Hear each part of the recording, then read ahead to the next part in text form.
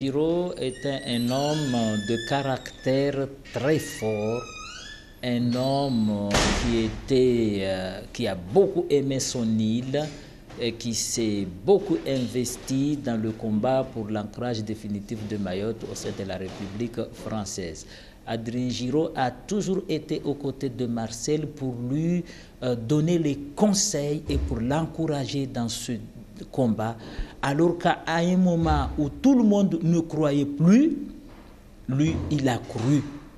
Je suis vraiment profondément, vraiment tout au fond triste parce que c'est un grand homme qui a quand même défendu farouchement la départementalisation de Mayotte, mais qui a aussi, dans le cadre du développement économique et social, il a beaucoup contribué pour l'île, donc je pense qu'on lui doit beaucoup à Adrien Giraud.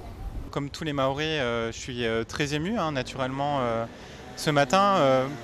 Sans doute aussi comme tous les gens en fait, qui essayent de travailler en fait, pour construire Mayotte, parce que c'est un des grands précurseurs. C'est aussi une personne qui a été une grande source d'inspiration pour toutes les personnes qui se battent aussi aujourd'hui pour le développement de Mayotte. Donc beaucoup d'émotions ce matin et on sera naturellement présent dimanche pour ses obsèques et avec beaucoup d'émotions. Aujourd'hui, c'est très rare de trouver des gens qui ont ce caractère et qui sont capables d'aller devant les autorités qui nous gouvernent et leur regarder en face et leur dire ce que les Mahorais ressentent sans hypocrisie. Lui, il a été comme ça. Il est source d'inspiration, il y a souvent des références par rapport à tout le travail qui a été fait. Et donc tout ce qu'on voit ici aussi, c'est que ce soit les bâtiments de la Chambre, tout le développement qu'il y a, c'est l'héritage de M. Giraud. Une grande figure de Mayotte, un père pour nous autres, donc un grand homme politicien. Donc nous présentons toutes nos condoléances à la famille. Il a fait beaucoup de choses pour que Mayotte soit là aujourd'hui, donc on est de tout cœur avec cette grande famille. C'est un homme charismatique.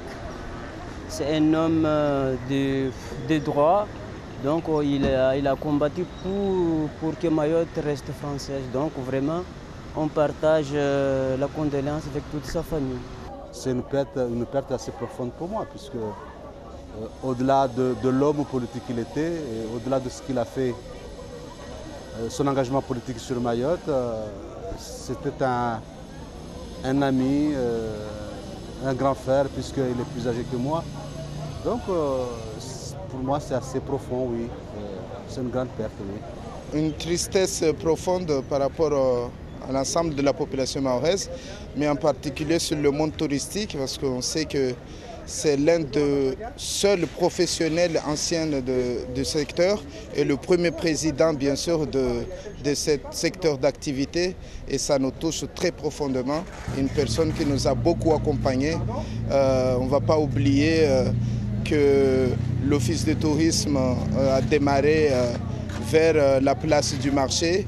Et aujourd'hui, on se retrouve aux Esplanades grâce à ce grand monsieur qui s'est battu depuis tout ce temps. Et le seul hôtel aujourd'hui touristique qui est le Rocher, à savoir le Rocher, qui fait partie de ce monsieur, donc l'un des pionniers de tourisme, mais l'économie tout court. Il a réussi dans le monde des affaires, donc il n'était pas manipulable.